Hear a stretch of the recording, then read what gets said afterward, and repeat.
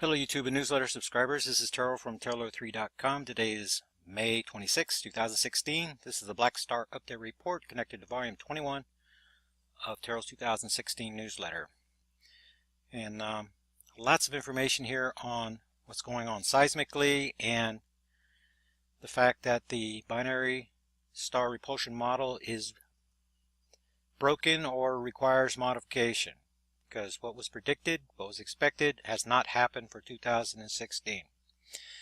I'll just begin by reading. Seismic and volcanic indicators all say Earth is moving through the first Earth change lull period for the 2016 orbit cycle relative to the Black Star, moving very slowly left in the orbit diagram at the feet of the Virgo constellation towards Libra, just below the ecliptic plane. So looking at these values for this is week 15 for the last 2 years. You can see lots of big numbers up here. And when you look at this year's, two of these values, the sevens, this is the week that we have 7 magnitude earthquakes. And this is where we had 0. This is where we've seen more, with the exception of last year, we had 5 6 magnitude earthquakes. This year just 2. That still doesn't earn a red value. But here, we've been averaging just over 50 of the 5 magnitude earthquakes, 18 definite red value in the chart right here. And the 2.5 to 4 magnitude earthquakes, they are way below where they usually are. Didn't quite earn a red value there. And when we come down and look at the chart, you can see more and more red is filling the board here, the seismic chart. And couldn't really give this a red value, just decreased by 1. The indicator quakes are saying that things are just about the same. Remember the 2.5 to 4 magnitude earthquakes, extremely important. We watch these fluctuate up and down because as the Earth core is receiving added doses of electromagnetism, then the areas around the global calderas, the magma chambers, they tend to have more of these smaller magnitude earthquakes. And so that's remained stable for this week. Looking at this chart, this is what kind of struck me with the 5 magnitude earthquakes since week 10. Note the steady decline that we're seeing here. And when you go back and look historically, this just does not happen. Usually we have a high number and then we will dive down and get a low number and then a bounce. There are no bounces here. This is just a gradual decrease all the way back from week 10, from 47. That's closer to where we should be seeing. But for week 15, the biggest value should be right here. That's what we've seen historically. So I may seem this is a new addition. This is something to try to illustrate more. This is what was going on for week 13, 14, and 15 for 2014. And you can see all the big numbers here. 17 6 magnitude earthquakes, and that was just a 19-day period here. 13, 14, and 15. The indicator quakes for the 3-week period was almost 1,000. The 5 magnitude earthquakes, look at the big numbers for 2014. Then last year, I mean, we're still over 100 for these, for the 5 magnitude earthquakes. We were almost to 60 for 1 week back here in week 13, back up to 56 the next week. Let's see, you're almost at 60 there. The 3-week total is only 63 for these 3 big weeks that we're supposed to have here. It's just not happening that way. We had from 6 magnitude and higher, we've only had those 2 Mexican quakes. That's it. Without them, these are all zeros across here. Well pronounced lull when we're supposed to be at our peak. That's what's going on here. So the Earth change lull period. I mean, how many times you guys heard me say that the Martian dust storms that were predicted, we predicted them way back, but they came too early. Then the magnetopause reversal that we expected, it happened. It was characterized as a collapse, magnetopause collapse, but we had the subatomic particle flows coming from beyond Earth towards the sun. That's what caused the Martian dust storms. That happens from magnetic portal connection convergence. So let's look at where we are in the solar system right now. Let's get this on the actual time right now. And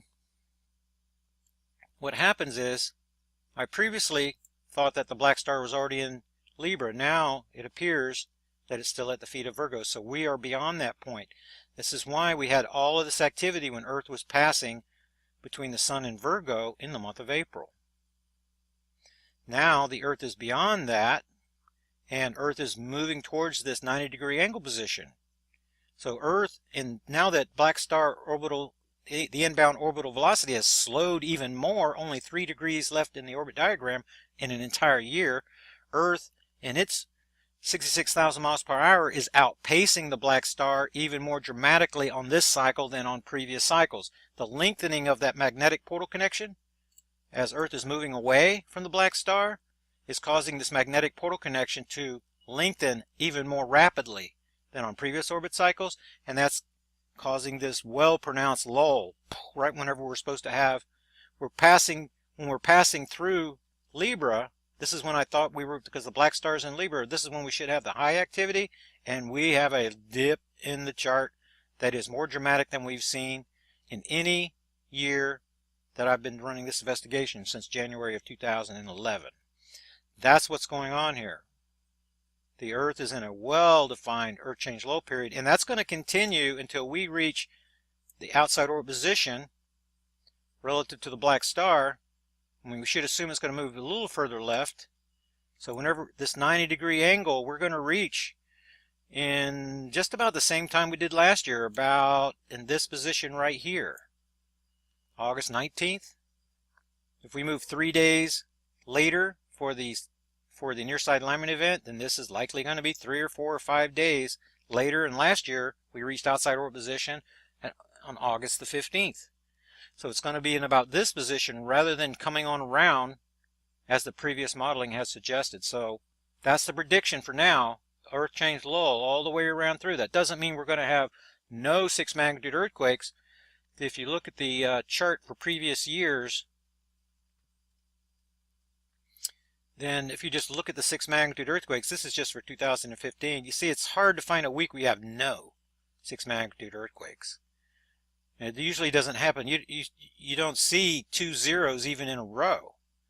Here you see one instance right here, and that lull led up to having 12 in a single week, but this is on the back side. We're on the back side of the sun. So you see the 6s, it's not, we should have 1, 2, or 3 or 4 just normally. So it's not that we're going to have, I'm not predicting we're going to have no 6 magnitude earthquakes, but the fact that we have so many red letters, and I'm expecting a lull, but how much of a lull it's going to be, I'm not quite sure. What I am looking at whenever I'm looking at the seismic data for the last week is something I haven't noticed on previous orbit cycles, is these 2 lines running horizontal, running down. This is the origins. This is where everything begins with each Earth orbit cycle. It kicks off over here first, and then those pressures shift over in our direction over here in the Americas. So just like in a low period, we're seeing dead areas that are forming. Just recently we had solid concentric rings from South America all the way around the Pacific Ocean, all the way around, going through the Earth change uptick period. So this is a retreat of the swarm areas. They're getting smaller, which that's typically what we see going through the Earth change low period. This is more evidence. The pattern is saying that we are going through an Earth change low period. However, at the same time, proliferation of what was the Baja California quake swarm area, this new line of activity from Texas running up through Seattle pointing at Cascadia, this line, the separation of the plates right here, this appears to be volcanic and seismic. Remember that the tectonic cascade away from the North American craton, these plates are wanting to move towards Solomon Island since February 6th event over in this area. Crack the tectonic plate in 2. Cascade began this way. During the uptick periods, this gains momentum. And my view is opportunity for slippage is happening in here because of the separation of the plates. It doesn't take much separation when you have these plates that are not moving because they're pressed together so tightly. There's so much friction. But whenever that relaxing is taking place, it creates opportunity, and that's precisely what we're seeing right here. But still, I'm not saying that the big one is going to come this week or something like that. Remember that we're in the lull period. And whenever this linchpin event does happen up here in Cascadia, I'm expecting it to be near the end of an earth change uptick period. Like the period that we just went through, all that big activity we had in April, it's at the end of that, as the pressures are at their peak, the volcanism pressures at their peak. Remember, going through April, we had 7, 8, and 9 new volcanic eruption events every single week. It's during that type of activity and with the high seismicity, like we saw in April, that the very end, so the what was it, the 7.0 that we had, that was on April the 28th, Vanuatu, is that how you say it? Then that ended the uptick period. It would be, this linchpin event would happen, it would coincide with the end of the uptick period, just like Vanuatu did. So I am not really expecting this linchpin event can even happen until we begin to pass behind the sun relative to the black star. And if you put the black star there, that's when the Earth comes on around like this. And for some darn reason, these events keep happening late on the backside. So solar flares on the backside, the large activity. If you look back at the seismic chart for what happened on the last cycle, you see the backside alignment event right here at the end of November and all these sevens. It would be whenever this chart fills out and we get to the outside orbit position and then we get to the backside, that's when we have the opportunity for one of these big quakes at the backside alignment to be our linchpin quake event.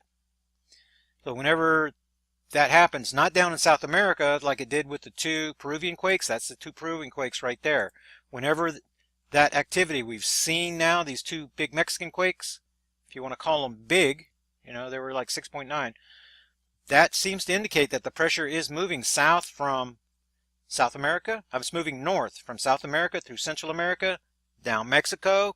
I've been saying Mexico is where the pressure must go next because it's already come through South America with the 8.3 Chile quake. That changed.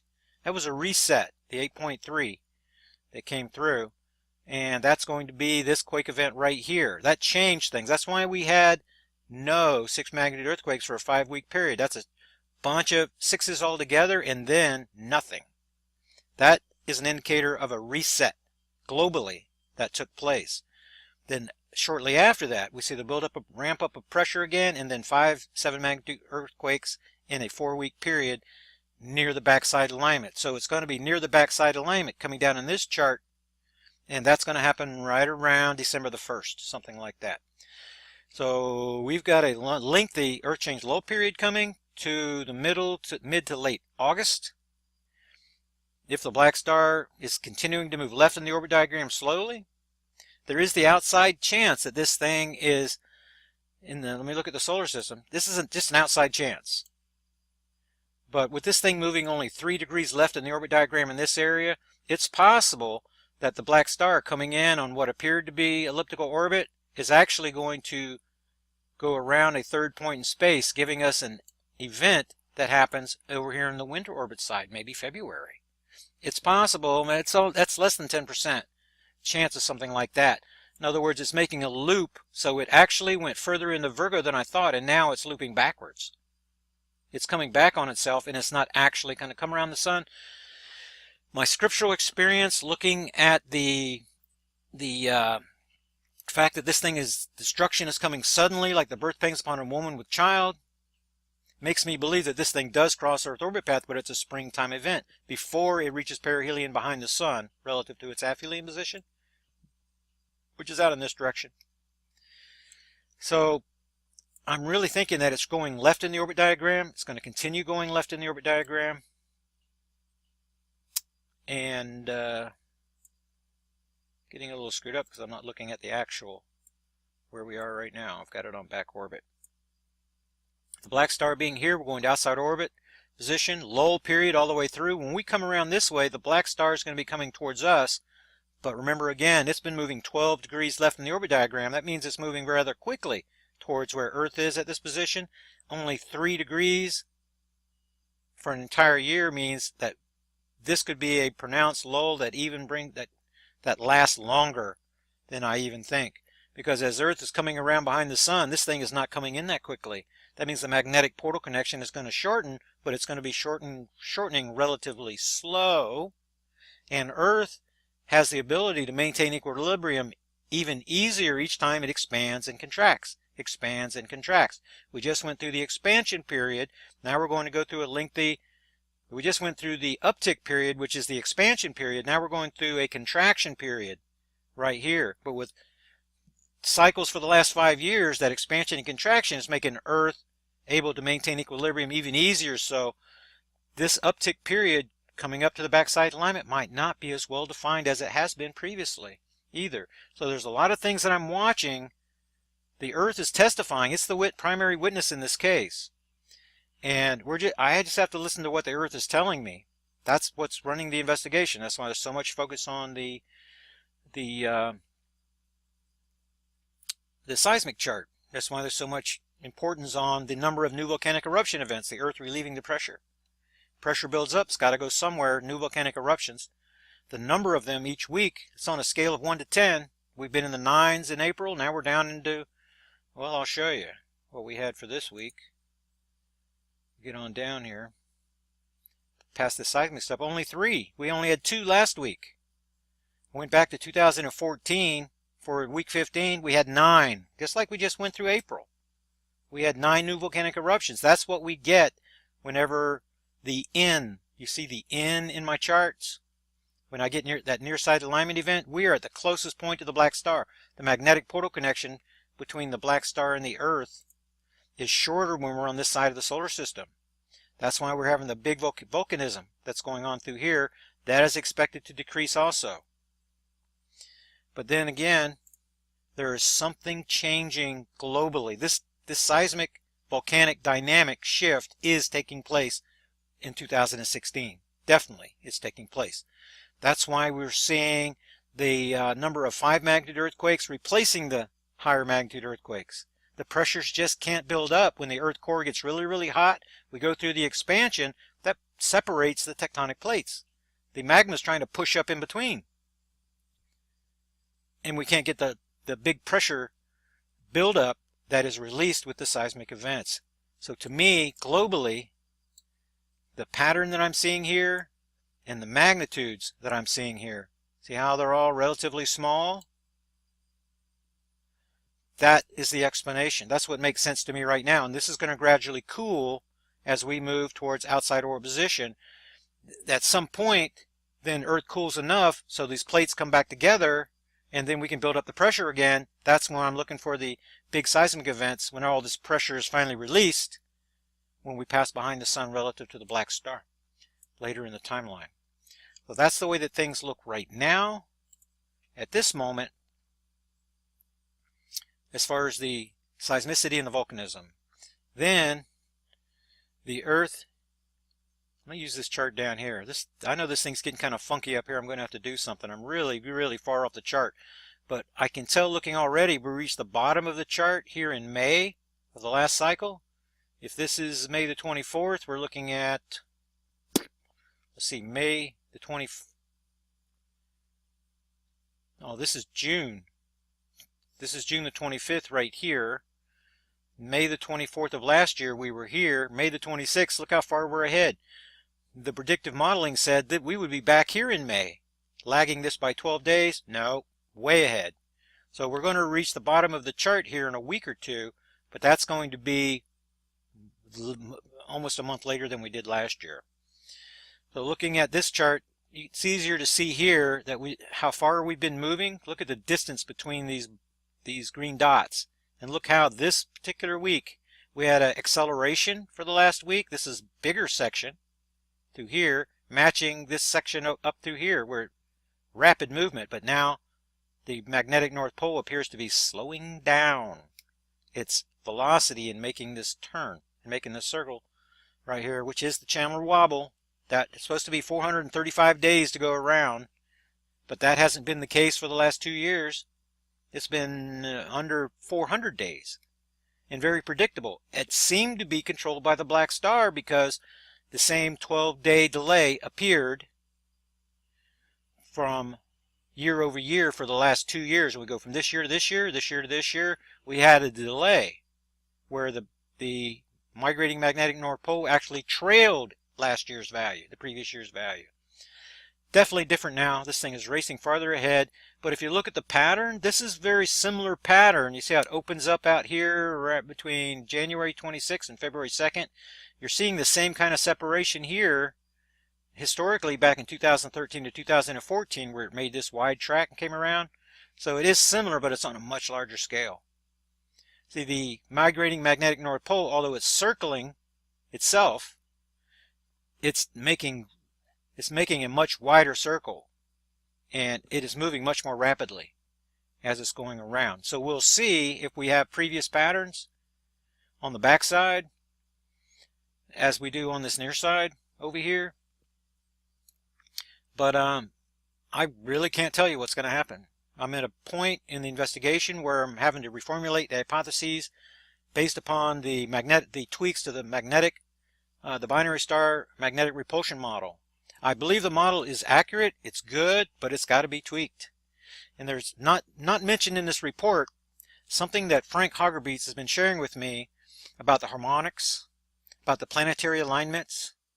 There's something that's going on here as the black star comes around.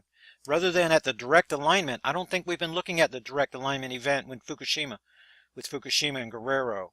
I think that the solar system harmonics made it so that when the black star came around, that it triggered our event. When that harmonic, those frequencies with the alignments of the planets is different, then the black star has to go further or not as far. There's also another possibility is that this thing has orbitals. So if all the orbitals are on one side, some people say there's 7 of them or something. I don't know if there's any orbitals, but I do know that there are fluctuations in this seismic chart that I can't account for. There are variables that I can't see. There's something else that's working here that I have yet to wrap my head around. So it says, the data says that the black star moved left in the orbit diagram only 3 degrees.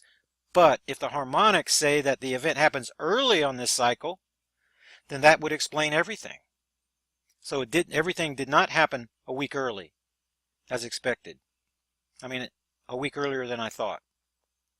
Or on April the 25th of last year, that event happened later than expected because of the dynamic taking place between the magnetism of all the planets, the source of that harmonic, the harmonics that Frank is talking about. So that's working in the back of my mind, doing my best to try to look at the input data and to construct a predictive model that says what's going to happen. But right now, it appears that the black star is taking a different course than an elliptical orbit. This thing does not have a circular orbit, and it doesn't have an elliptical orbit. At a distance, it follows the elliptical line. But then when it gets close in, remember that the source of the black star electromagnetism is the sun itself. So as it's getting closer to the sun, it comes in and then is being pushed. Then it's trying to fall into the well, but then the magnetism between the two stars, the repulsion, is pushing it away.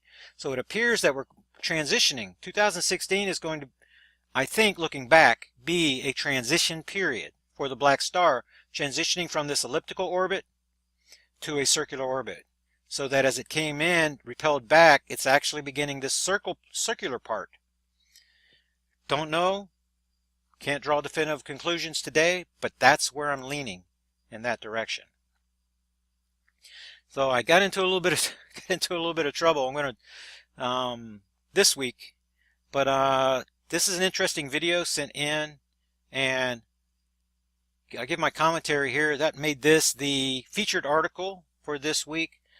There's somebody else out there that is saying that the black star is between Jupiter and Mars.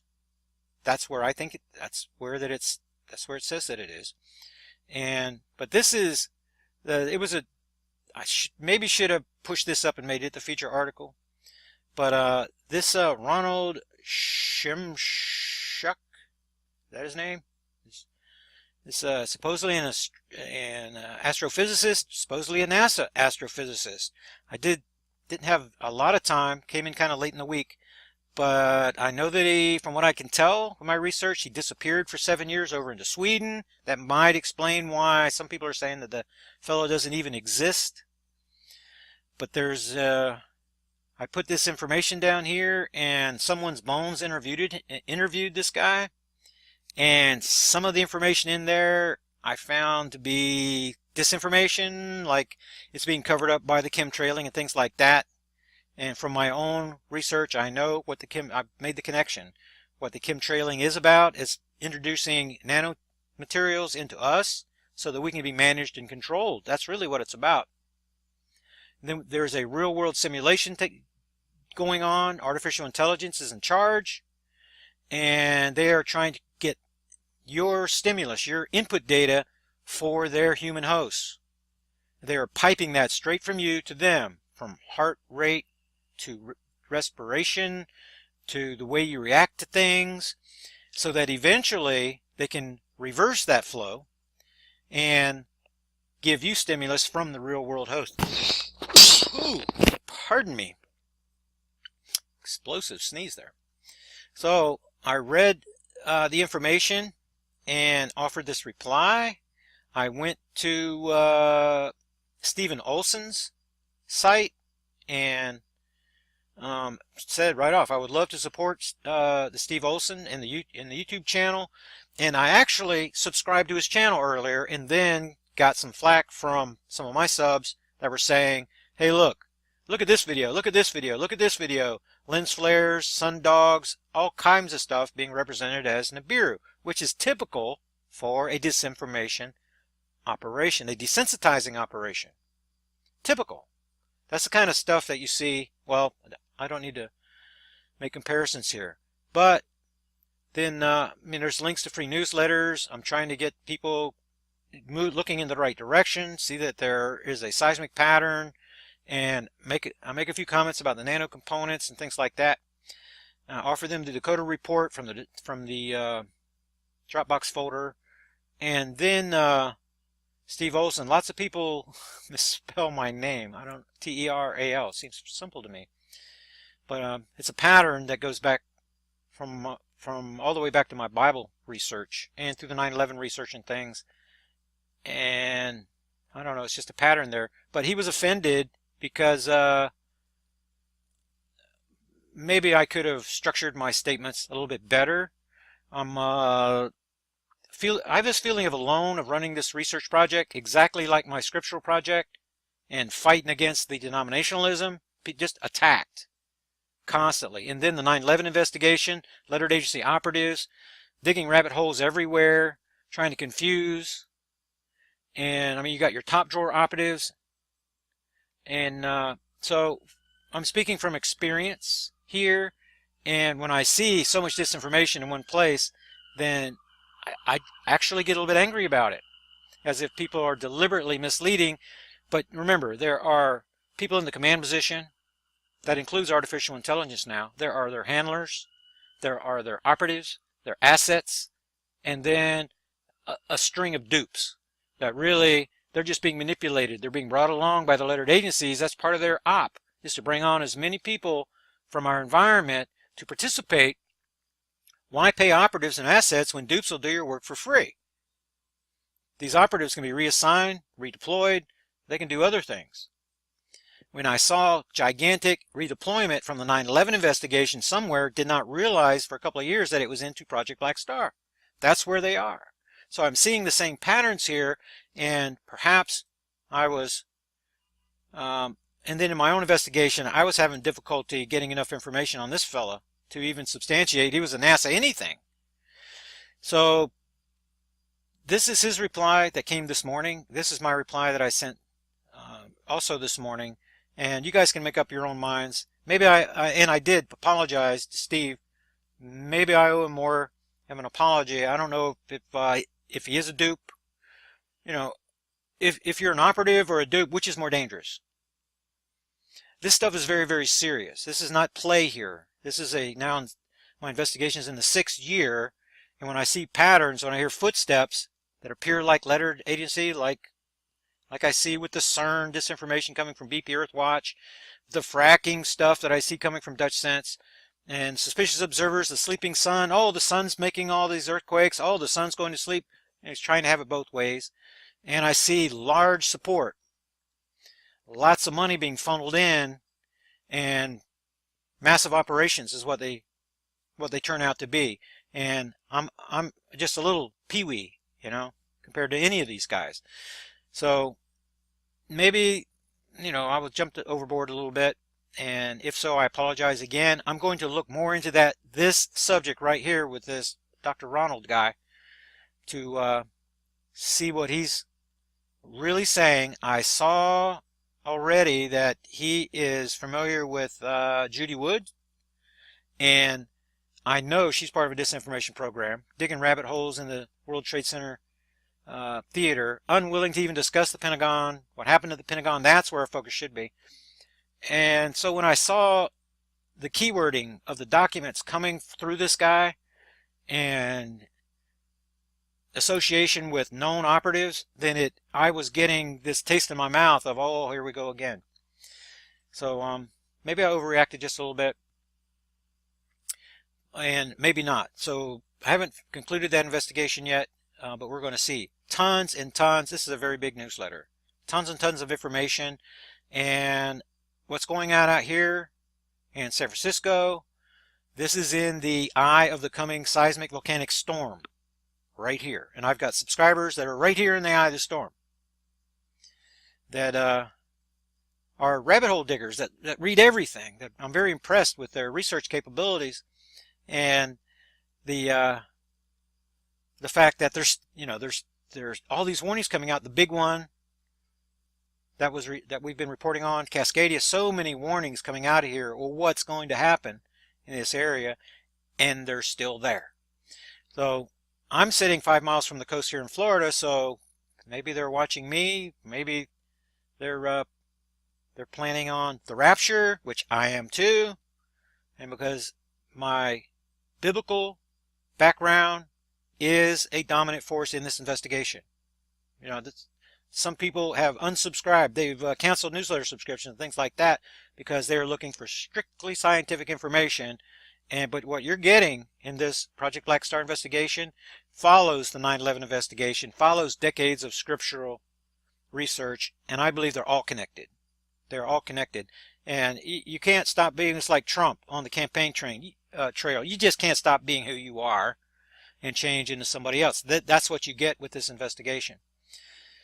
So here's a story, and David is another rabbit hole digger. He is everywhere on the internet, sending in a lot of stories and beating a lot of my traditional contributors to the punch on sending in these articles. And you're going to see lots of related articles to these things in this newsletter because it's just a pig. It's just like a book coming out every week now. And so there's a primary story, and here's a little more information on what's going on with the ongoing Martian dust storms, because Mars, just like Earth, passed between the sun and the black star. And Mars doesn't have a robust magnetosphere like the Earth does. Our magnetosphere turns around and collapses, but there's no magnetosphere. There's no powerful magnetosphere there, so dust storms is what formed there, and the predictions were made, and then Mars blew up. When you look at it up in the sky, it looks much brighter than typically what you're going to see here. So there's a lot. Everybody should be focusing what's happening in Venezuela. You should be watching, because catastrophe is already there, and it's going to transition into mayhem and pandemonium later down the timeline. Learn from what happened here. This is like recent events in Chile. This is what happens when the power grids go down and the Mad Max wants their food and they're going house to house and things like that. And I see these things, these images that you're seeing. This is what's coming to the western United States. This is why Jade Helm 15 exercises took place already, and why they're having these FEMA exercises right now. And this is what I mean. Lots of related stories underneath this one about Venezuela, and there's a no-win situation as the beast prepares at home and abroad. Lots of information here about troop movements, about what our military is doing, and how they, Camp FEMA, largest camp in America, has training exercise. I'm telling you, it's important to go through and look at this information. Pardon me. Secret midnight military drill near the Amtrak death camp. Indiana raises concerns. And lots and lots of information here. This, to me, we're looking at sleeper operations. The sleepers are the people not going to the underground arc cities, but they are close to our government people, the Council on Foreign Relations, the CIA out of Denver, the CIA out of Langley, the lettered agencies that are working under the puppet government, the CIA in Washington, D.C., our National Guard, our military. So we have operatives, military operatives, National Guard operatives, some of them going to the underground arc cities, members of Navy intelligence, for example, but not members of the Navy. And so the people that aren't going are the sleepers. They are standing right next to people, the elite, with the cards that are going to the underground arc cities, but they have to be dealt with. If they wake up, the Civil War starts and it ruins everything for the elite. So these people that are the sleepers must be oriented. They must be trained for deployment into harm's way. They're going to be pushed right in front of us when the crap hits the fan so that the people neutralize the threat for them. They're going to be so engaged with us. This is part of the elite failsafe plan. I believe happens 60 to 90 days before the actual quote-unquote event, the geological pole shift event, that allows the elite to slip away. We're so busy with our power being out, with the contagion I believe is coming, with quarantine, with the National Guard, we're in each other's way. We cannot get to our safe zone locations. And then these sleepers are taken out trying to deal with us. That's the way that I see it. There is no military force on the planet able to deal with Americans that are well armed whenever the crap hits the fan. There is no military force capable of doing that. Far too many lone wolves hiding in plain sight right in front of us. Right in front of the sleepers. In our general population. Lone wolf is everywhere. And they cannot even recognize. Artificial intelligence works diligently to try to flush them out, but they are hiding in plain sight right in front of us. And these are the people, the Jason Bournes that are in our environment, that are going to see the mistreatment of the American people when it happens, and they are going to self-deploy. So there are many, many factors that are going on here. This is the bigger picture in my view of what's going on. This is from Stargazer, and he runs bendedreality.com right here. This is his major stories for the week. It appears just below, at the bottom of the featured section and just above the top stories of the week. What's going on here? And this is interesting to me that Dutch Sense found a supervolcano up near the North Pole. He named it Mount Dutch, and then he came under a lot of criticism.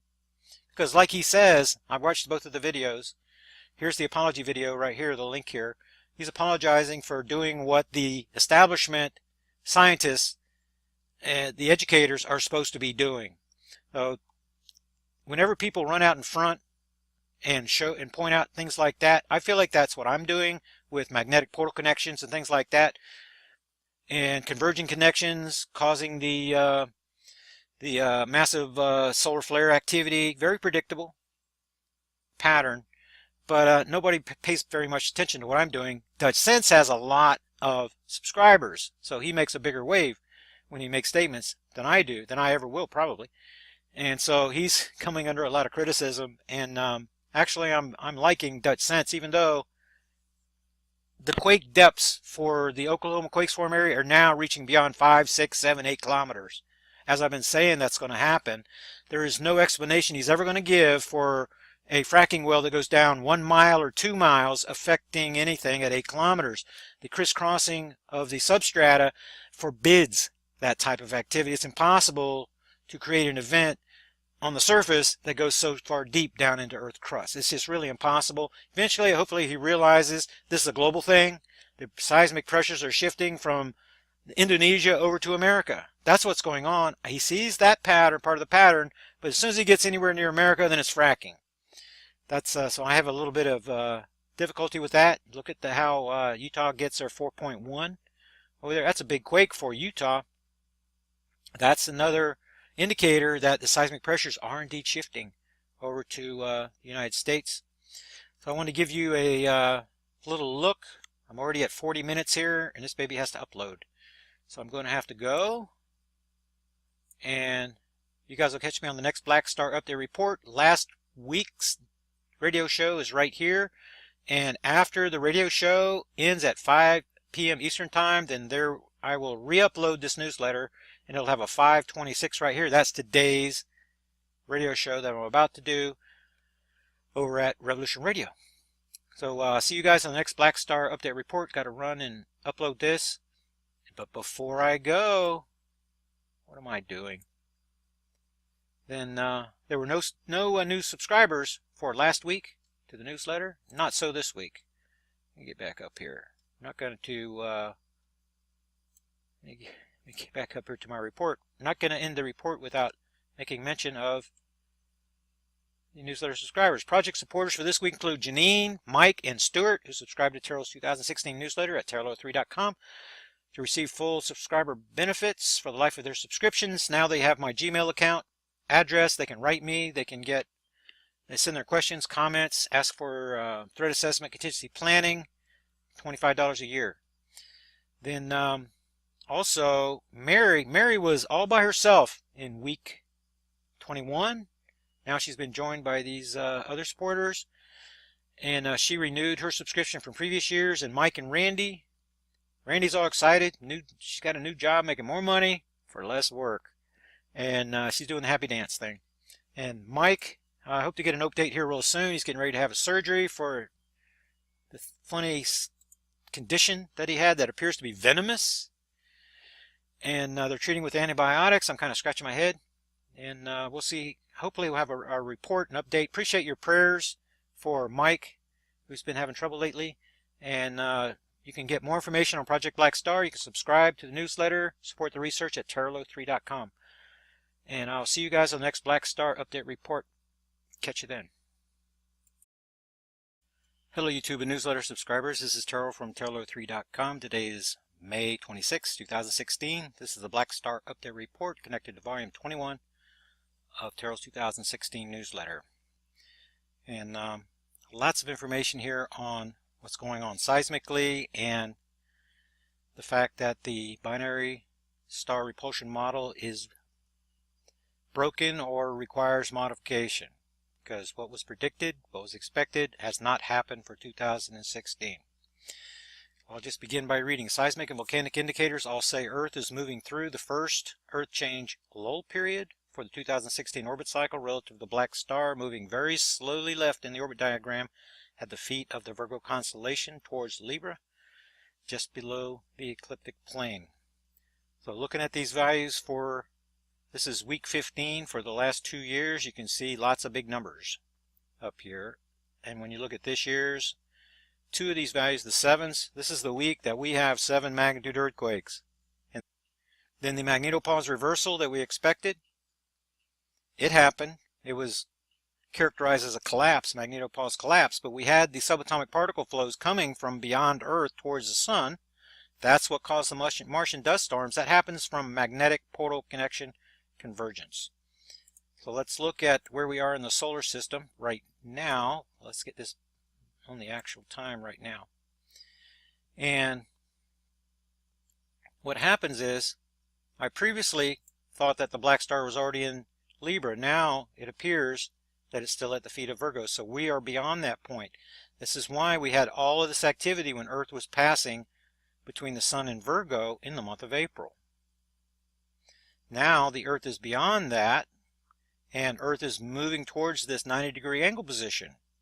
So Earth, and now that Black Star orbital, the inbound orbital velocity has slowed even more, only 3 degrees left in the orbit diagram in an entire year, Earth in its 66,000 miles for the 3-week period was almost 1,000. The 5 magnitude earthquakes, look at the big numbers for 2014. Then last year, I mean, we're still over 100 for these for the 5 magnitude earthquakes. We were almost to 60 for 1 week back here in week 13, back up to 56. the next week. I see you're almost at 60 there. The 3-week total is only 63 for these 3 big weeks that we're supposed to have here. It's just not happening that way. We had from 6 magnitude and higher, we've only had those 2 Mexican quakes. That's it. Without them, these are all zeros across here. Well pronounced lull when we're supposed to be at our peak. That's what's going on here. So the Earth change lull period. I mean, how many times you guys heard me say that the Martian dust storms that were predicted, we predicted them way back, but they came too early. This is where we had 0. This is where we've seen more, with the exception of last year, we had 5 6 magnitude earthquakes. This year just 2. That still doesn't earn a red value. But here we've been averaging just over 50 of the 5 magnitude earthquakes, 18 definite red value in the chart right here. And the 2.5 to 4 magnitude earthquakes, they are way below where they usually are. Didn't quite earn a red value there. And when we come down and look at the chart, you can see more and more red is filling the board here, the seismic chart. And couldn't really give this a red value, just decreased by 1. It's the indicator quakes are saying that things are just about the same. Remember the 2.5 to 4 magnitude earthquakes, extremely important. We watch these fluctuate up and down because as the Earth core is receiving added doses of electromagnetism, then the areas around the global calderas, the magma chambers, they tend to have more of these smaller magnitude earthquakes. And so that's remained stable for this week. Looking at this chart, this is what kind of struck me with the 5 magnitude earthquakes since week 10. Note the steady decline that we're seeing here. And when you go back and look historically, this just does not happen. Usually we have a high number and then we will dive down and get a low number and then a bounce. There are no bounces here. This is just a gradual decrease all the way back from week 10, from 47. That's closer to where we should be seeing, but for week 15. The biggest value should be right here. That's what we've seen historically. So I may seem that this is a new addition. This is something to try to illustrate more. This is what was going on for week 13, 14, and 15 for 2014. And you can see all the big numbers here. 17 6 magnitude earthquakes, and that was just a 19-day period here. 13, 14, and 15. The indicator quake